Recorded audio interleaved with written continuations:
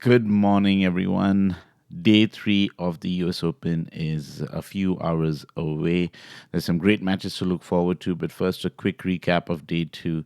Guys, I can't believe another day where we've had so many five setters, and I can't think of another first round of a Grand Slam where so many players have come back to win from two sets down, have saved match points, and come through.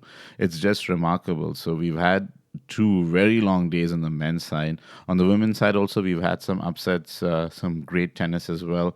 But the men with their long five setters seem to be grabbing the attention so far. So today marks the start of the second round. It's another great day of tennis expected in New York. The weather's great, conditions are clear, so we should expect to see some good tennis. Now, the caveat is that at least on the men's side, with so many players playing those long five setters and some four setters were even like four tie breaks. Ivo Karlovic hit 61 aces. I don't know how many of these players are going to be physically ready for the second round. I find the second round sort of always in a weird place in a Grand Slam. It's the round before the round of 32, when the top when you see a lot of exciting top 30 matches, potential for upsets. And it's after the first round where, sometimes anything can happen. You can even catch a top player off guard. The second round, sort of in between, you very rarely see upsets in the second round per se. But nonetheless, there's some really good games to look forward to. So let's see what's on the docket. Okay, so on Arthur Ashe, we've got a very interesting match to start off. I think the second match on court today, and that's Caroline Wozniacki versus Svetlana Kuznetsova. Now, Wozniacki was almost upset in the first round by the American 20-year-old Taylor Townsend, but she came through with her experience. Whether she can beat Kuznetsova, though, I'm not 100% certain. Even though Kuznetsova is not the player that she once was, I think she has a game that can nullify Wozniacki, because her only aim is to extend rallies as much as possible. But during the day, there's no wind. It should be a fast court, so I would back Svetlana Kuznetsova to win it. Nonetheless, it's going to be an interesting match. Former U.S. Open champion versus two-time U.S. Open runner-up in the second round itself. So that's definitely a match to look forward to. Another match following that one on Arthur Ashe is actually Novak Djokovic versus Yuri Vesely from the Czech Republic.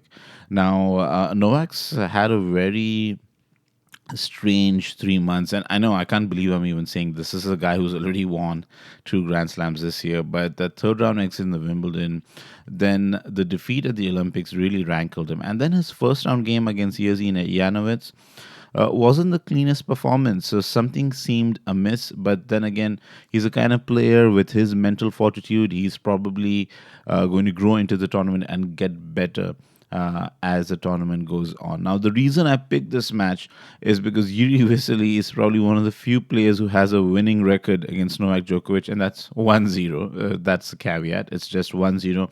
He actually beat him in Monte Carlo earlier this year. So I think that experience should put Vesely in good stead. Now, the downside for Vesely is that he had a five-set marathon match in the first round when he came through his Indian opponent, Saket. It wasn't an easy game. The effects of those fatigue will surely play a role here against Novak Djokovic. So I expect maybe one tight set, and it's possible that Djokovic might even lose one like he did in the first round.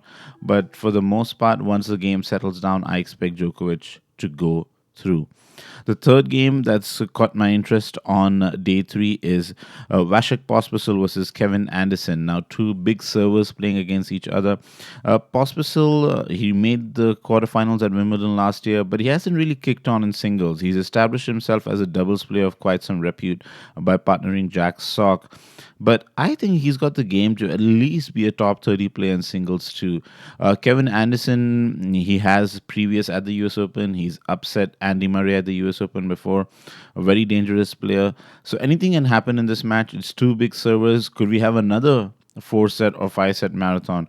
Who knows? One thing I can guarantee is I don't think we'll see a lot of breaks of serves in this match, and it could come down to who holds their nerve better. But nonetheless, this is a game that's extremely close to call. I hope you guys get to enjoy watching some big serving action between the two fast servers. And finally, the last match I want to look up on, and this further enhances my point about round two. In the first round, I picked, a lot of different matches. In round two today, on day three, I've picked only four matches, and this is between Shelby Rogers and CC Bellis. This is quite an interesting match. Shelby Rogers is an American youngster, about 24 years old, I think, if I'm not mistaken. She actually made the quarterfinals at the French Open. It was quite remarkable. She pulled off upset after upset, and she's brought a bit of momentum into the tournament.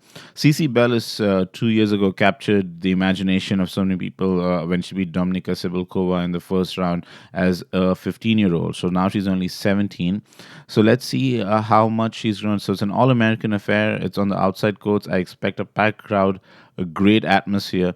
This has a potential to be a surprise classic. So those are my four games: Wozniacki versus Kuznetsova, Djokovic versus Vesely, Pospisil versus Anderson, and Rogers versus Bellis. Hope you guys all enjoy day three at the US Open. I'll be back with more on day four.